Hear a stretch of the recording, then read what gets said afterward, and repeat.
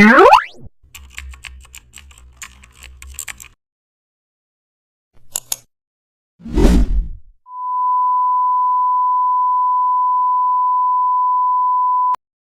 back to the channel, and don't forget to like, share and subscribe for more updates.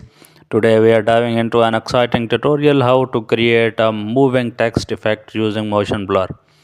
Let's make a fast moving text effect using motion blur.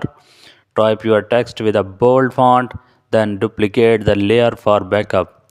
Now go to the filter and select motion blur. Set the angle to 0 or horizontal speed. Increase the distance until the blur looks stretched. Duplicate the blurred layer and reduce opacity.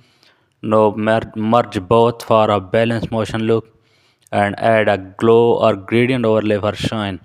You can even animate this in Photoshop timeline for motion videos. It's great for intros or YouTube thumbnails.